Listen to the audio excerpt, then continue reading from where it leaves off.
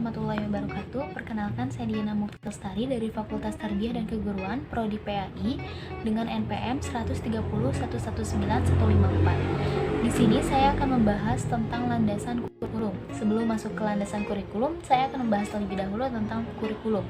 Kurikulum adalah serangkaian mata pelajaran yang harus ditempuh oleh peserta didik untuk mencapai tujuan akhir. Nah, tujuan akhir di sini adalah untuk memperoleh suatu penghargaan, dalam arti lain adalah ijazah. Nah, kurikulum ini sendiri memiliki peranan. Yang pertama adalah peranan konservatif. Peranan konservatif adalah untuk mempertahankan nilai dan budaya yang masih relevan atau yang masih berguna. Yang kedua adalah peranan kreatif. Peranan kreatif di sini adalah untuk mengembangkan hal-hal yang baru atau ide-ide yang baru. Nah, lalu yang ketiga adalah peranan evaluatif. Peranan evaluatif adalah untuk memilih dan menilai nilai-nilai dan budaya atau pengetahuan yang masih relevan. Nah, setelah kita mengetahui tentang pengertian kurikulum dan peranan kurikulum itu sendiri, langsung saja kepada materi, yaitu tentang landasan kurikulum. Landasan kurikulum. Kurikulum ini perlu dilandasi oleh beberapa hal. Jika diibaratkan, kurikulum adalah sebagai bangunan yang kokoh atau yang kuat. Kurikulum di sini memiliki 5 pondasi. Yang pertama adalah dasar filsafat yang kuat. Yang kedua adalah sosial dan budaya. Yang ketiga adalah kemajuan iptek. Yang keempat, individual. Dan yang terakhir, yang kelima adalah teori belajar. Nah, sedangkan landasan kurikulum itu sendiri ada 4 landasan. Yang pertama adalah landasan filosofis. Yang kedua adalah landasan psikologis. Yang ketiga adalah landasan sosial dan budaya, dan yang terakhir adalah landasan iptek atau ilmu pengetahuan, teknologi, dan seni. Yang pertama adalah landasan filosofis. Landasan filosofis ini menggunakan filsafat dalam mengembangkan kurikulum. Nah, pengertian filsafat itu sendiri adalah cara berpikir secara menyeluruh dan mendalam. Sedangkan Plato berpendapat bahwa filsafat adalah ilmu pengetahuan tentang kebenaran. Lalu telaah filsafat. Telaah filsafat itu terdiri dari 3. Yang pertama logika, yang kedua etika, dan yang ketiga estetika. Logika di sini bertujuan untuk mengetahui benar atau salahnya perilaku seseorang. Yang kedua adalah etika. Etika juga bertujuan untuk mengetahui hakikat baik dan buruknya perilaku seseorang. Dan yang ketiga adalah estetika. Estetika yang bertujuan untuk hakikat indah dan jeleknya perilaku seseorang. Lalu kriteria filosofis itu sendiri, yang pertama adalah sesuatu yang baik, adil, dan indah itu adalah bagian dari filosofis yang akan dikembangkan dalam kurikulum. Jadi di dalam kurikulum itu terdapat keadilan dan keindahan itu sendiri. Nah, yang kedua adalah kurikulum memberlakukan pikiran dan perilaku yang dimiliki oleh siswa. Jadi kurikulum ini sendiri untuk mengubah pikiran dan perilaku siswa itu menjadi lebih baik lagi untuk kedepannya. Dan yang ketiga adalah kurikulum meningkatkan variabilitas dengan menekankan individualitas. Dan yang terakhir adalah menekankan kerjasama individu untuk mencapai tujuan. Yang kedua adalah landasan psikologis. Psikologi adalah ilmu yang mempelajari perilaku manusia. Jadi, untuk mengetahui bagaimana perilaku manusia bisa dipelajari di dalam psikologi itu sendiri. Nah, psikologi itu dibagi menjadi 2. Yang pertama adalah psikologi perkembangan, dan yang kedua adalah psikologi belajar. Psikologi perkembangan adalah karakteristik perilaku siswa untuk menyesuaikan dengan hasil didikan sesuai jenjang usia. Yang kedua adalah psikologi belajar. Psikologi belajar adalah perkembangan belajar melalui proses peniruan, latihan, dan pembiasaan. Jadi di dalam pembelajaran itu harus adanya latihan dan pembiasaan, karena ketika tidak adanya pembiasaan, maka suatu perilaku juga tidak akan berjalan dengan baik. Lalu kriteria psikologi. Yang pertama adalah pembelajaran berada di bawah pengaruh langsung guru. Nah, jadi pembelajaran itu harus selalu diawasi oleh guru kalau di area sekolah. Sedangkan di rumah harus berada di pengawasan langsung orang tua. Nah, seperti itu. Yang kedua adalah pembelajaran harus menyenangkan dan nyaman bagi peserta didik. Kenapa? Karena peserta didik di mana melakukan proses pembelajaran itu merasa nyaman, merasa senang, maka bisa dibilang proses pembelajaran itu berhasil. Jadi kurikulum itu sampai kepada peserta didik. Nah, lalu yang ketiga adalah landasan sosial dan budaya. Nah, kurikulum dikembangkan berdasarkan kebutuhan masyarakat dan penggunaan lulusan, yang artinya kurikulum itu dijalankan selaras dengan budaya manusia. Jadi, kurikulum itu harus sesuai dengan kebutuhan manusia, harus sesuai dengan kebutuhan masyarakat. Jadi, jangan sampai kurikulum itu mengambil metode seperti di luar negeri. Nah, masyarakat pun akan bertolak belakang dengan metode tersebut karena kurikulum itu sendiri harus sesuai dengan kemampuan masyarakat di Indonesia, seperti itu. Selain dengan harus sesuai dengan kemampuan masyarakat di Indonesia itu sendiri, kurikulum itu nantinya akan berkepanjangan. Maksud dari keberpanjangan itu adalah ketika kita sudah lulus kuliah, atau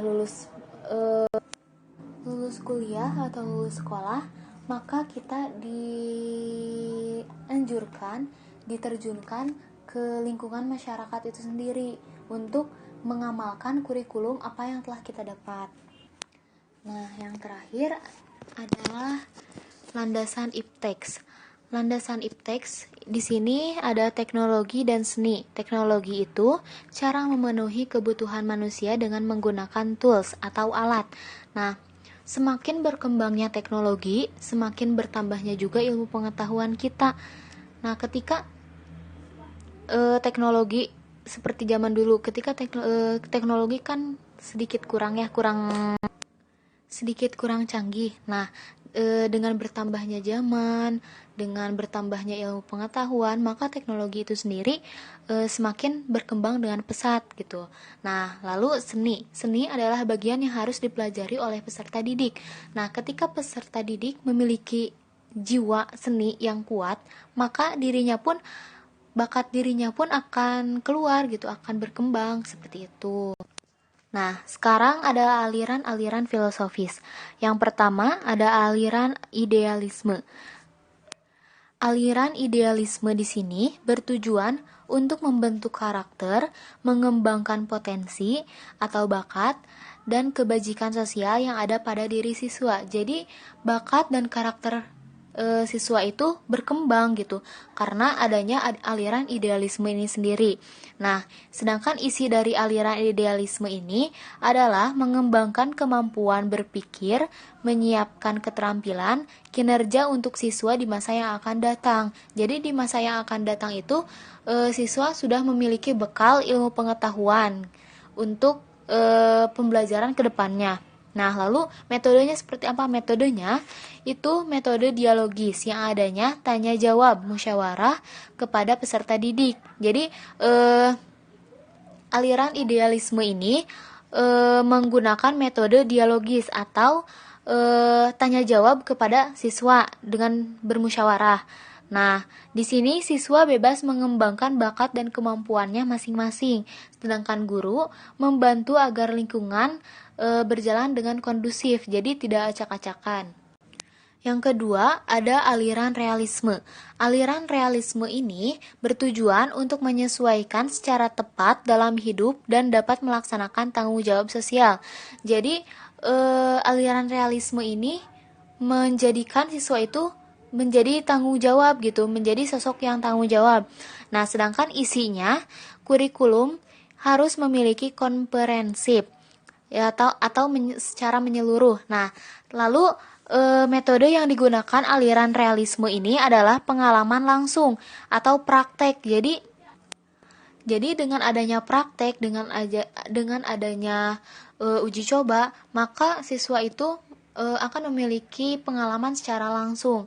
Nah, di sini siswa menguasai pengetahuan yang dapat merubah perilakunya dan guru terampil dalam penerapan model pembelajaran. Yang ketiga adalah aliran pragmatisme. Nah, aliran pragmatisme di sini bertujuan harus bisa memecahkan masalah-masalah baru dalam kehidupannya. Jadi, siswa itu dianjurkan untuk bisa memecahkan masalah-masalah dalam kehidupannya. Jangan sampai ketergantungan kepada orang lain. Ketika kita bisa menyelesaikan masalah sendiri, maka kita harus menyelesaikan masalah itu sendiri, gitu. Nah, lalu isinya berisi pengalaman-pengalaman yang telah teruji ilmiah, saintifik. Nah, lalu metode yang digunakan oleh aliran pragmatisme di sini adalah pemecahan masalah. Lalu siswa itu individu yang unik dan mampu berkembang sesuai tugas-tugas perkembangannya. Dan guru itu membimbing siswa ke arah yang lebih baik. Yang keempat adalah aliran eksistensialisme, yang bertujuan untuk mendorong siswa mengembangkan potensi untuk pemenuhan dirinya. Jadi, siswa itu dianjurkan untuk mengembangkan potensinya untuk memenuhi dirinya sendiri. Nah, lalu isinya adalah konten atau materi ditentukan pada kebutuhan langsung manusia. Jadi, apa yang dibutuhkan manusia itu adalah tugas dari aliran eksistensialisme. Nah, lalu metode yang digunakan aliran ini adalah dialog atau diskusi dengan teknik belajar eksperimen, pemecahan masalah. Nah, lalu siswa mendapat pengalaman yang baik dan teruji dan guru memberi semangat dan membimbing siswa. Yang selanjutnya adalah aliran perennialisme. Aliran ini bertujuan untuk memperoleh pengetahuan tentang prinsip-prinsip atau gagasan besar yang bisa dirubah siswa. Lalu isinya adalah menciptakan manusia yang terpelajar secara kultur dan sains. Nah, metode yang digunakannya adalah subject method. Lalu siswa di sini ditekankan untuk pada pertumbuhan intelektualnya. Jadi, agar intelektualnya semakin terasa gitu. Nah, lalu guru di sini menekankan pada pemikiran-pemikiran yang benar dan positif.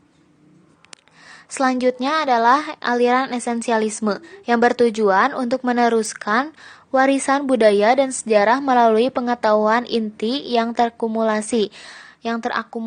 Jadi meneruskan warisan budaya.